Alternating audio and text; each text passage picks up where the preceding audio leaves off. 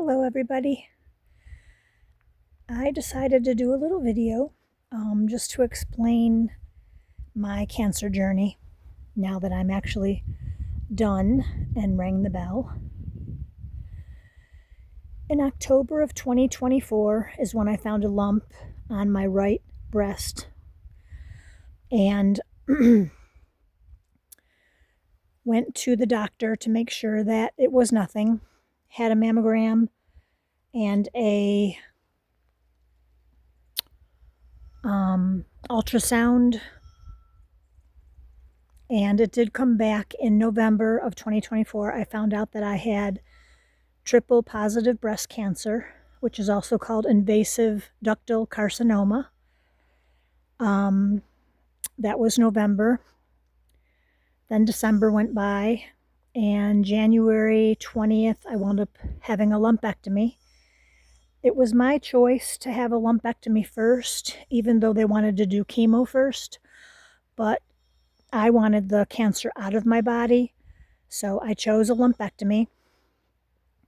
They did a keyhole, I think it's called laparoscopic surgery, so I was very blessed that they only went in one way to remove the tumor and to get 3 of my lymph nodes to test, which all came back fine. I didn't have any cancer in my lymph nodes, and my stage 1 grade 2 turned into a grade 3.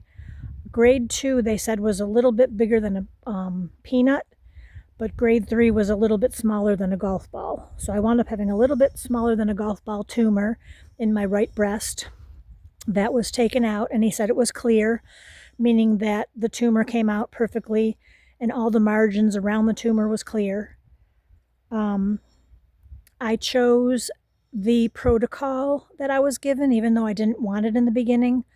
But the reason that I chose it is because I was told that if you were to drop like a ketchup bottle and the ketchup splattered everywhere, cancer, there could be little microscopic pieces in your body that is not detected on scans. And what the protocol does is it goes in and it gets all of those little pieces that might be there that nobody have ever seen before. You couldn't see it on a scan. So that's the only reason that I chose this protocol. I really wanted to go alternative, but one, I couldn't afford it because insurance doesn't cover alternative. So I wound up doing the protocol, which started the end of February after my lumpectomy. I wound up first getting a port put in so I didn't have to go through needle sticks for the whole year. So I had a port put in that just goes in like on your right hand side, a little bit above your heart, I guess you can say, below your clavicle. And that's where they access your, they put a needle there every time you go in to draw blood and do all your tests from there. And you get this cream that can numb it before you actually go in so you don't feel it. So then after that, the end of February, I was able to start chemo. And my first chemo was fine. I was like, oh, if this all that chemo is, I can handle it. Chemo 2 was fine. I mean, I was a little bit tired. That was probably my only real side effect, actually, that I remember. Chemo 3 got a little worse. I couldn't eat because I couldn't taste anything. I had a hard time staying hydrated just because I don't know, I just couldn't eat or drink. It just made me kind of feel nauseous. I think after chemo 3, I only had one time that I was constipated, which was really bad. I mean, I actually passed out because I've just never had that happen to me before. And just tiredness, a lot of nail changes. Like my hands went through a lot of nail changes from becoming like they looked like they were bloody to cracking in the middle to I heard that a lot of people lose their nails. I was very fortunate not to lose my fingernails, but I did lose some of my toenails. And that was just during the Herceptin part. That wasn't even during chemo. So chemo 4 became worse. I was very nauseated all the time. I could hardly brush my teeth because toothpaste made me sick. Mouthwash made me sick. And And then 5 was horrible. 5, I wound up having like chills. I felt like I had the flu. I couldn't eat. I couldn't drink. I was nauseous all the time. Um, I just got so severely dehydrated. I had to go in for 2 hours of fluids. They did, postpone my 6th treatment, but I felt like I really never got better after 5. So I decided to just skip the 6th treatment. And it took me quite a while after my 5th treatment to get back to feeling okay again. You'd have to read my cancer journal, which is on my website. It's Kelly, Kelly, the number 2 Johnson.weebly.com, and then / my, and then a little dash in between, cancer, a little dash journey.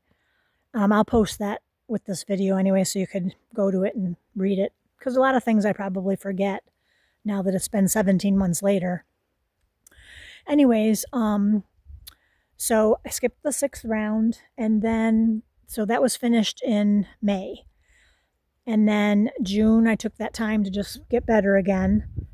And then July, I had 21 days of radiation, and I really highly recommend getting radiation relief. It's a cream that you can find on the internet.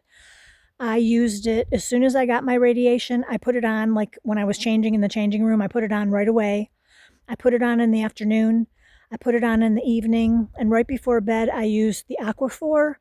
And the only reason I switched is because the radiation relief is a cream, whereas the Aquaphor was a gel, and I felt like the gel stayed on, throughout the night.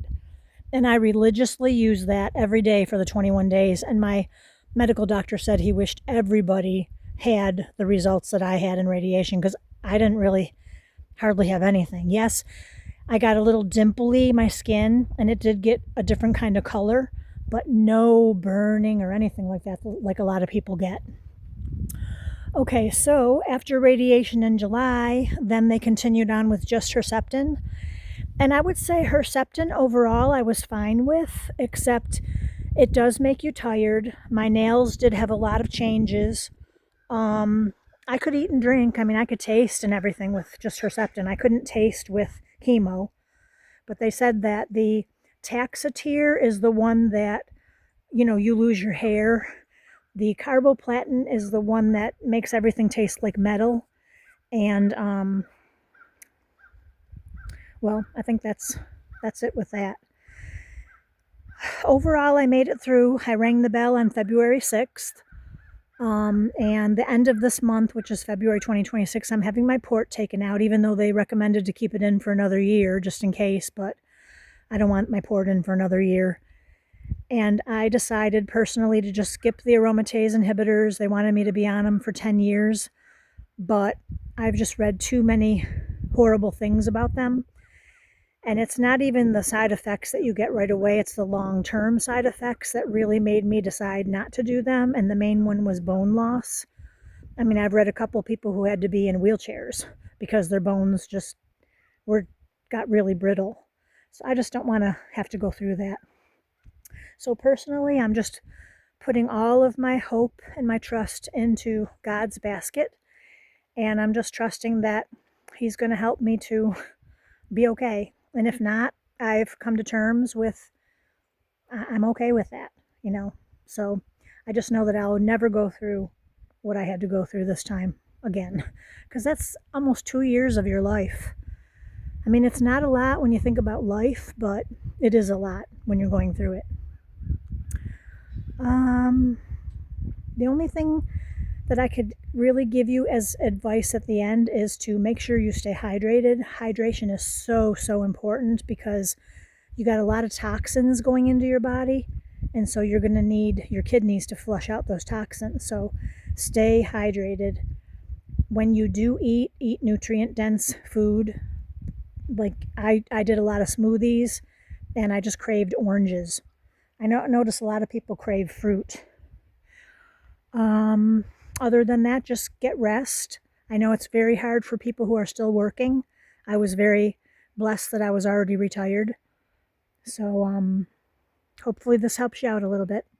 And then eventually you'll be able to ring that bell. Have a great day.